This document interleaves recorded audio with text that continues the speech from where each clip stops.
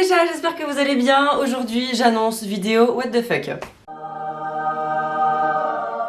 Alors, vous demandez assez souvent que je vous fasse une vidéo où je n'aborde pas une thématique en particulier, ou simplement je partage avec vous mon quotidien et que je sois avec vous comme je suis tous les jours. Bah voilà. C'est aujourd'hui que ça arrive. Non, en vrai, j'ai aucune inspiration. Je ne sais absolument pas de quoi vous parler. Ça fait 3 jours que... Vous savez, vous connaissez le phénomène de la page blanche chez les auteurs. Enfin, les auteurs, les vrais, hein, les auteurs littéraires, ceux qui écrivent, qui font quelque chose de leur vie. Et ben, je vis ça avec YouTube depuis 4 jours. Ça fait 4 jours que je dois faire ce tournage. Parce que je sors une vidéo tous les samedis, que j'y tiens, que j'ai mon rythme et que c'est comme ça. Et là, depuis 4 jours, je suis vraiment dans cette problématique de la page blanche. Je ne sais pas quoi écrire, je ne sais pas quels mots poser, je ne sais pas quelle thématique aborder. En fait, je suis une youtubeuse en carton. Bon, alors évidemment, j'ai toujours quelque chose à dire, même si j'ai pas une thématique en particulier à aborder. Mon travail, c'est de parler. Hein. Je fais de la radio tous les jours, c'est pas pour rien. J'ai la tchatch, je suis capable de rebondir sur à peu près n'importe quoi. Je peux meubler, ce qu'on appelle meubler à la radio, quand tout d'un coup on a du timing qu'on doit utiliser ou on doit parler mais on n'a rien à dire, et ben on arrive à meubler, on brode, enfin bref, vous appelez ça comme vous voulez. J'en ai l'habitude et c'est ce que je fais avec vous depuis déjà un peu plus d'1 minute. Oui, je fais comme ça alors que je n'ai pas de montre. Bref, vidéo what the fuck, hein, je vous le dis parce que vraiment, je vais... Mais j'en peux plus de moi, j'en peux plus. Non, bah du coup je profite de cette vidéo pour vous remercier d'être tous les jours plus présent sur cette chaîne YouTube. Ça c'est un truc de malade. Je suis partie, ça fait 2 ans avec une communauté de 0. Une première vidéo, j'en avais aucune idée. Je ne savais pas si ça allait marcher. Je ne savais pas exactement quelle allait être ma ligne éditoriale. Ligne éditoriale qui a pas mal évolué. Hein. Je sais pas si vous êtes là depuis le début, peut-être, peut-être pas. Mais au début c'était des vidéos qui étaient très écrites, un peu sur le style humoristique. Mais je suis pas humoriste en fait. Donc c'est difficile à faire, c'est très difficile à faire et c'est pas toujours l'effet désiré au final. Donc j'ai commencé à parler un petit peu plus de sujets, de thématiques personnelles, d'aborder des trucs de manière plus spontanée, un peu plus comme je le ferais dans une interview ou à la radio, et moins des vidéos écrites. Alors bon, elles sont toujours écrites, c'est toujours organisé et cadré, je sais de quoi je vais parler, dans quel ordre, mais je ne sais pas comment je vais le dire, alors qu'au début j'écrivais tout phrase par phrase. Ça a un petit peu changé, mais j'aimerais bien essayer de revenir à ce type de vidéo. Le problème, c'est qu'encore une fois, comme je vous le dis, c'est pas mon métier. Et quand je vois des nanas comme Camille Lelouch qui déglingue tout sur les réseaux, qui fait des vidéos super drôles, je me dis que c'est peut-être pas ma place. Voilà, ça c'est... Laissons faire à ceux qui savent faire. Et moi, je vais faire ce que je fais le mieux, c'est-à-dire meubler. Ça fait 3 minutes qu'on est ensemble, je suis toujours en train de meubler. Oui, pardon. Du coup, je vais partir sur des questions qui reviennent très souvent en message privé. Parce que sur Instagram, je reçois beaucoup de messages privés. Je n'arrive plus à répondre à tout le monde. Sinon, je passerai mon temps vraiment à faire que ça. Dieu sait que j'aimerais le faire, mais c'est difficile. Donc, j'essaye de privilégier, de répondre aux commentaires sous mes posts. Parce qu'au moins, je me dis, si on aborde des thématiques qui intéressent tout le monde, et ben tout le monde peut en profiter parce que tout le monde peut le lire. Tandis que quand c'est en message privé, ce sont des échanges à deux. Certes, c'est hyper riche et hyper important. Je le fais un maximum, mais je reçois vraiment une quantité astronomique de messages tous les jours. Voilà, c'est un petit peu compliqué. Donc si vous avez un truc de très important à me demander et que je ne vous réponds pas, n'hésitez pas à me relancer et surtout, posez la question en commentaire d'une photo. Ce sera beaucoup plus simple pour que je vous réponde, vraiment. Et après, si c'est quelque chose de personnel, on peut discuter en privé, il n'y a pas de souci, mais juste pour me faire coucou, je suis là. Donc parmi les messages que je reçois très souvent et les questions qui reviennent assez régulièrement, c'est... comment est-ce que j'ai fait pour me lancer sur Instagram? Je ne me suis pas lancée sur Instagram, c'est devenu très naturellement. J'avais des choses à partager, j'avais des choses à archiver surtout, à répertorier parce que je voulais garder des traces de plein de trucs, de ma grossesse. Au début c'était ça, hein. Ça a vraiment commencé à prendre un peu d'ampleur quand je postais des photos de ma grossesse quand j'étais enceinte de Léo. Et pour moi, c'était vraiment mon journal de grossesse. Ça me permettait de garder des souvenirs de tout ça. Donc j'ai commencé comme ça, et puis c'est en fait en partageant de manière tout à fait honnête et tout à fait spontanée ce qui se passait dans ma vie que je pense que ça a commencé à prendre avec vous et qu'on a eu du plaisir à créer cette communauté, à échanger tous ensemble. Voilà, donc j'ai pas cherché à ce que ça marche, et je pense que si on cherche trop à ce que ça marche pas forcément. Et voilà, faut que ça commence, voilà. C'est partager de manière spontanée, mettez ce que vous avez envie de partager, dites ce que vous avez à dire. Dans les limites de l'acceptable, ça c'est un truc aussi qui me gonfle un peu sur les réseaux, c'est tout ce qui est très revendicatif, tout ce qui est très dans le conflit, dans la recherche de conflit. Il y en a pas mal, il y en a quelques-uns en tout cas, des gens comme ça sur les réseaux sociaux qui sont là pour essayer de faire le buzz en ouvrant leur gueule le plus grand possible. Et parfois ça marche, tant mieux, parfois ça marche pas du tout, c'est pipeau, enfin voilà. Pourquoi je parle de ça moi? En fait cette vidéo n'a ni queue ni tête. Oh, c'est pas grave, ni queue ni tête. Petit aparté, hein, je suis en tenue de sport parce que j'attends Aurélia, ma coach, qui va arriver d'une minute à l'autre. Elle est en retard, je l'affiche, elle est en retard. Elle devait arriver à midi, il est midi 9 au moment où je suis en train de tourner, mais elle m'a prévenu. Elle m'a prévenu qu'elle aurait du retard, donc voilà, j'en profite pour vous tourner cette vidéo. Elle va arriver d'ici, je pense, un petit quart d'heure. Donc dès qu'elle arrive, c'est parti, petit coaching sportif. Cette tenue, elle vient de chez Victoria's Secret, vous me la demandez très souvent. Elle est hyper sympa, très simple. Bref, on s'en fout, on n'est pas là pour parler de mes fringues.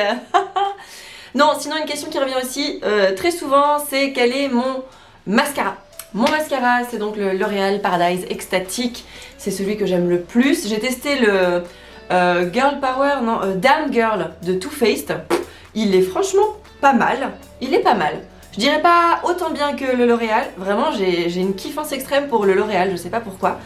Donc voilà, je partage ça avec vous et c'est vraiment une question qui revient tous les jours. J'y réponds quasiment tous les jours en privé à des gens qui me disent ah au fait c'est quoi ton mascara. Donc notez-le, L'Oréal Paradise Extatic. En plus je prends même pas le, comment on dit, waterproof. Non, je prends même pas le waterproof parce que sinon c'est un enfer, un calvaire à démaquiller. Donc je prends vraiment le normal et puis ça va nickel. Une question qui revient très souvent aussi, c'est comment est-ce que j'arrive à m'organiser avec mon emploi du temps. Mais alors ça, ah bah voilà. Bah voilà, ça aurait pu être le sujet d'une vidéo. Bon, je vais me le noter et je vous ferai une vidéo sur le sujet. Parce que c'est vrai que ça c'est difficile hein, quand on a 2 boulots et 2 enfants. Il faut être hyper organisé. Donc ce que je vais faire, c'est que je vais peut-être vous tourner une vidéo où je vous embarque avec moi toute une journée pour que vous voyez un petit peu comment je rythme ma journée et comment je m'organise. En semaine, parce qu'en général quand je fais des vidéos où je vous montre ma journée, c'est le week-end pour que je sois un maximum avec les enfants. Mais là je vais vous tourner une vidéo du coup en semaine pour vous montrer comment ça se passe du lever au coucher. Et bah voilà, j'aurais dû faire ça. Teasing, teasing les gars. J'ai l'impression d'être surexcitée. J'ai bu beaucoup trop de café ce matin. On a eu une émission où j'étais pas dedans. Du coup, je me suis motivée en buvant des cafés et j'en ai clairement beaucoup trop bu. Voilà.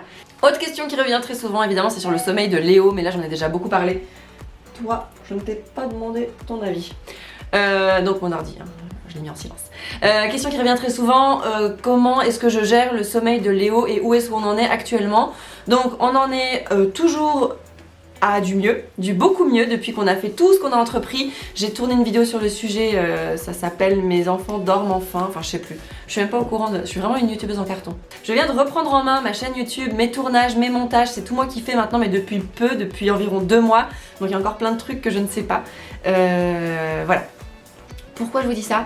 Oui, donc le sommeil de Léo, donc on a entrepris plein de choses, on est allé voir des spécialistes, on est allé voir différents médecins qui nous ont beaucoup aidés, on a été aidés de plein de manières différentes. Maintenant il dort enfin mieux, je veux pas dire bien mais il dort mieux parce qu'il fait pas ses nuits toutes les nuits, disons allez une nuit sur 2. En fait il va nous enchaîner 4 nuits d'affilée où il va très bien dormir sans réveil, puis après 2-3 nuits il va nouveau se réveiller une fois par nuit. Mais c'est pratiquement plus, je prends toujours des pincettes quand je parle du sommeil de Léo parce que j'ai trop peur que ça me retombe sur le coin du nez. C'est plus des réveils angoissés et difficiles comme ça a pu l'être auparavant. Là ce sont vraiment des petits réveils faciles à rendormir, on se couche avec lui, on le réconforte et il se rendort. Cela dit, l'endormissement ça reste toujours un peu le point noir de la nuit. Ça prend toujours du temps mais maintenant on a arrêté de lutter. On arrête d'essayer de mettre au lit Léo à 20h30 ou à 21h. On attend 22h. 22h, on monte se coucher. Enfin, il monte et on l'accompagne. Et on reste encore avec lui parce qu'il a vraiment besoin qu'on soit là. Il a peur, il a très très peur. Et de quoi? De plein de choses, de fantômes, tout ce qui peut leur passer par la tête à cet âge-là, vous imaginez bien. Et du coup, ben, ça prend entre une demi-heure et 1 heure actuellement. Donc c'est mieux qu'avant, mais c'est pas encore top. Et ça fait surtout qu'il passe toute la soirée avec nous. C'est clair que nous, en tant que parents égoïstes qu'on est, hein, évidemment, mais en même temps, on a bien le droit de l'être un petit peu, sinon on ne vit plus.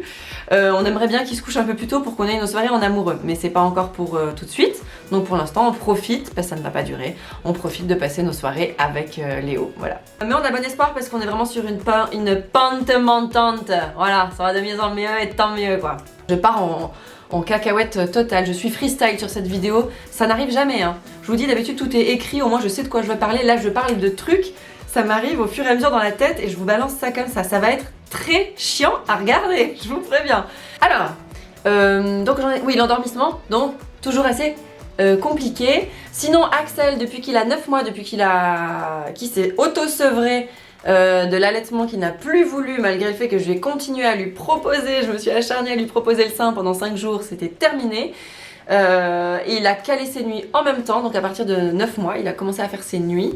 Et là, je me suis dit, waouh, un enfant qui dort, c'est possible, ça existe. Et bah oui, ça existe. Et du coup, là, ça fait, par contre, là, maintenant, il a 13 mois, un tout petit peu plus de 13 mois, entre 22, 23 et minuit, voilà.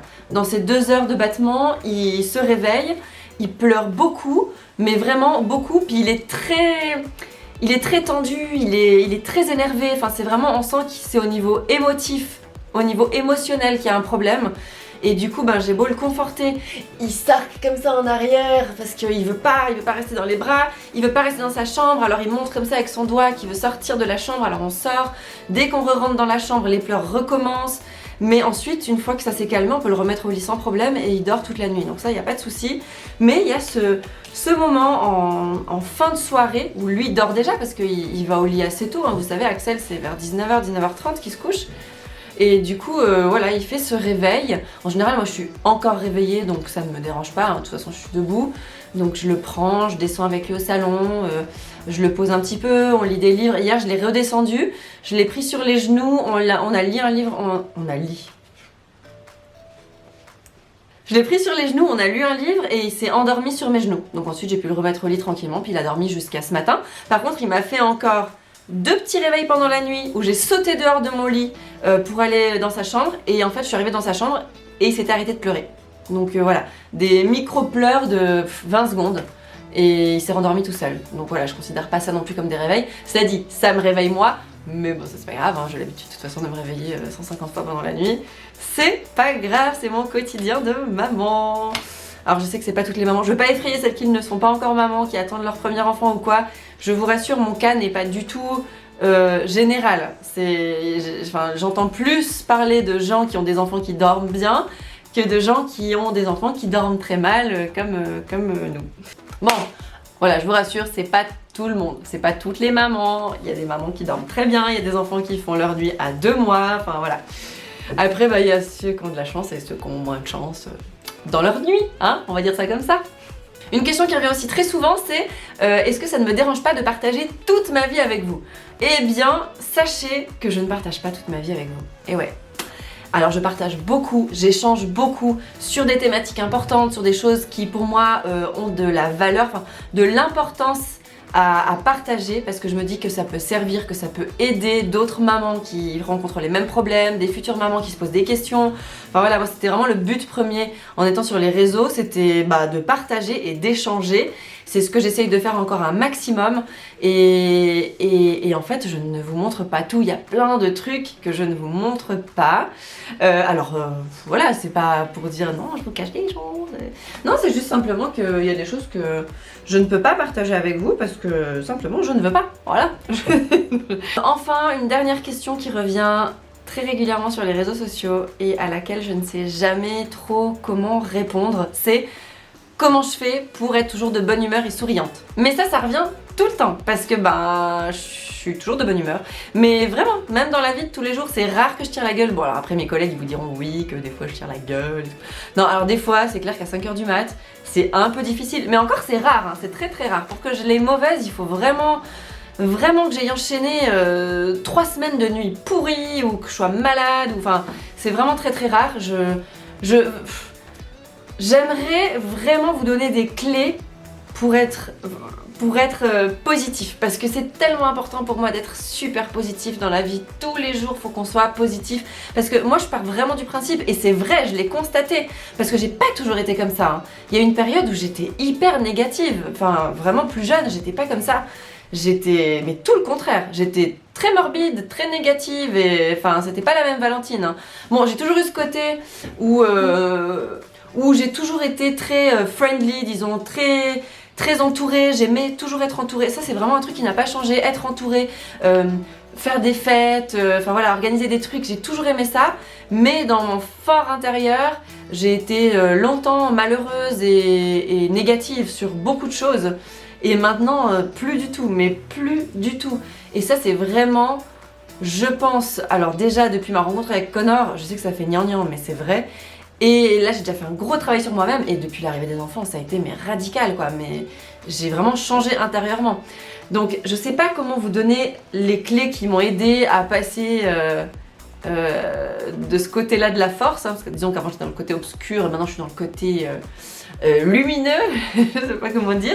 En fait moi je pars du principe que le positif attire le positif. C'est la même chose dans plein de domaines. Plus on donne, plus on va recevoir. Donc moi je donne un maximum, j'essaye de donner un maximum de choses, du coup de choses bien, de choses positives, parce qu'en plus je crois au karma, donc attention. Voilà, donc donner un maximum pour recevoir aussi un maximum en retour. Et j'ai vraiment l'impression que ça marche. Et ça commence juste avec un sourire. Distribuer un maximum de sourires pour en recevoir en retour. Et en fait, déjà d'être entouré de gens qui vous sourient, c'est 1000 fois plus agréable et on est déjà dans un nettement meilleur état d'esprit que quand on est entouré de personnes qui font la gueule. Parce que l'entourage, ça joue beaucoup, je trouve, sur le moral, sur plein de trucs. Donc déjà, c'est s'entourer de gens qui sont positifs comme vous, faire le tri autour de vous, les gens qui vous attirent de la négativité, qui vous mettent dans l'embarras, qui vous demandent de faire des choix qui ne vous incombent pas, enfin des choses que vous n'aimez pas. Faut se délester de ce genre de personnes néfastes. En fait, il faut pas s'entourer de personnes négatives, voilà, faut pas s'entourer de poison. En fait, il faut essayer d'éliminer de votre vie tout ce qui ne vous rend pas heureux, tout simplement. Donc c'est très difficile de faire le tri au début parce qu'on a l'impression qu'on est vraiment enfermé dans une routine et qu'on est obligé de garder tout ce qui fait partie de notre environnement. Au début, on est vraiment attaché à des conneries, quoi. On est attaché, mais même à l'époque, je me dis, enfin quand j'étais en couple avec quelqu'un, j'avais du mal. Si j'étais plus dedans, si je trouvais que la relation n'avait plus trop de sens, j'avais du mal à quitter la personne, vraiment, parce que j'avais l'impression que j'avais pas le choix, que j'étais trop impliquée, la famille, nanana, les amis, et je voyais pas comment c'était possible de sortir de ça. Et en fait, oui, c'est tout à fait possible, comme c'est tout à fait possible d'arrêter de voir des gens que vous n'avez plus envie de voir, comme c'est tout à fait possible de lâcher un job qui ne vous rend pas heureux, au contraire qui vous rend malheureux, pour chercher autre chose, comme c'est tout à fait possible de vous reconvertir si ce que vous faites ne vous plaît pas. Partez de ce credo-là. Tout est possible du moment que vous le voulez vraiment sincèrement et que vous y mettez les intentions, les formes et le cœur, en fait. Le cœur. Je vais m'arrêter là parce que du coup je pense que ça aussi ça pourrait être le sujet d'une vidéo complète. Je pense que je pourrais essayer de vous tourner une vidéo sur comment positiver dans la vie. Alors il y a des situations où c'est extrêmement difficile de positiver, j'en suis absolument consciente, croyez-moi. Mais voilà, comment essayer d'être quelqu'un de positif, de souriant pour s'attirer justement des bonnes choses dans la vie. Parce qu'en fait, la vie elle est hyper courte. Et il faut arrêter de s'emmerder, excusez-moi, mais de s'emmerder avec des conneries qui nous retiennent dans une vie qui nous intéresse pas, quoi. J'ai parlé l'autre fois avec ma grand-mère. Toute sa vie, elle a été couturière, enfin elle était courte pointière. Toute sa vie, elle a fait ce métier parce que c'était ce qu'elle avait appris à faire. Et puis avec mon grand-papa, ils avaient un atelier où ils retapaient des vieux meubles, où ils s'occupaient de faire les intérieurs des gens en faisant... donc lui, il faisait les meubles et puis elle faisait tout ce qui était l'habillage, donc tout ce qui était rideaux, les coussins, etc. Et en fait, elle n'était pas hyper heureuse dans cette vie-là. Elle aurait aimé voyager, elle aurait aimé sortir, elle aurait aimé faire plein de choses. Et quand elle me voit, l'autre fois on parlait de ça parce qu'elle me voit mais hyper épanouie dans ce que je fais, faire un métier qui la dépasse complètement, mais pourtant elle arrive quand même à comprendre de quoi il s'agit. Et ben en fait elle est hyper heureuse pour moi. Elle me dit mais moi j'aurais trop aimé pouvoir avoir cette vie là. Et moi quand j'entends ça, ça me rend trop malheureuse parce que je me dis ma grand-maman qui est de 33, donc je vous laisse faire le calcul, là j'ai pas la tête à ça, j'arrive pas à calculer. 67, 77, 77, 8. Je n'arrive pas. 86. Bref, mon Dieu la honte, c'est pas grave. En fait ça me fait mal au cœur. Ça me fait vraiment mal au cœur pour elle parce que en fait sa vie, elle est bientôt terminée. Elle a fait toute sa vie. Alors elle est très heureuse d'avoir eu ses enfants, ses petits-enfants, elle a quand même vécu des choses incroyables, ça c'est sûr.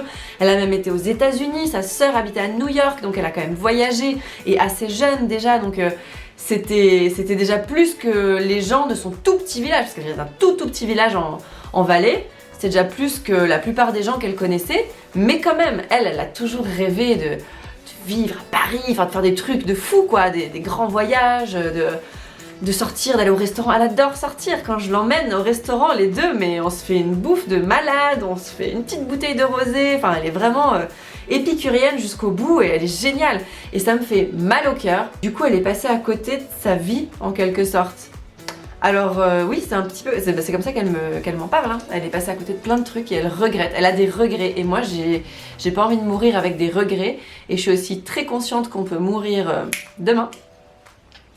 Vraiment, très consciente là. Donc voilà, donc je veux pas partir en ayant l'impression, bon en même temps quand tu pars t'as l'impression de rien vu que t'es mort, mais voilà, enfin bref, j'ai vraiment envie de profiter de tous les moments et profiter d'être avec mes enfants un maximum et voilà pourquoi je fais ce métier aussi. C'est pas dit que je ferai ce métier toute ma vie, peut-être qu'un jour je me dirai bah ça me plaît plus du tout d'être sur les réseaux sociaux, j'arrête et là dans ce cas-là du jour au lendemain j'arrêterai. C'est comme ça, moi je vais marcher à l'impulsion, de toute façon c'est... Je vais faire ce qui me rend heureuse, si un jour ça me rend plus heureuse, ben je partirai, je vous dirai au revoir et je vous dirai bye. Je vous dirai à bientôt, merci d'avoir été là et je partirai, c'est comme ça. Bon voilà, cette vidéo est partie dans tous les sens, clairement, mais j'espère qu'elle vous plaira quand même. Ça vous donnera peut-être des pistes si vous avez des sujets parmi les thématiques que je viens d'aborder très brièvement, que vous avez envie que je développe et que je creuse dans des vidéos.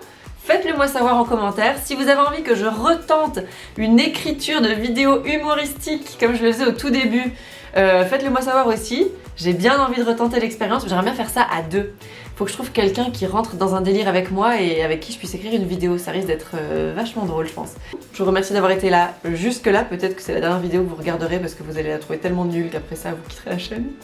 Bon bah comme d'hab, hein, sinon abonnez-vous à ma chaîne si c'est pas déjà fait. Mettez-moi un petit pouce bleu si ça vous a plu. Et puis je vous retrouve la semaine prochaine. J'espère avec une vidéo préparée cette fois. Et je vous souhaite un très bon week-end les chats.